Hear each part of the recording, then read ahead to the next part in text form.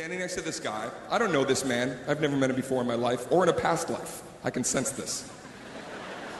Standing next to this man, never met him before. He turns towards me, and he sneezes like this. He goes, "Fuh!"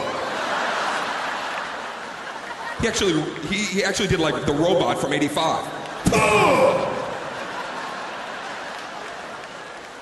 Yeah, he turns towards me, and he sneezed, and there was no blockage. There was no hand over the mouth. There was no burying the arm. There was no the thing where you try to make somebody run away like you're about to turn into a werewolf. Hey, something's happening to me. Oh, nothing. No, he just cocked and flew.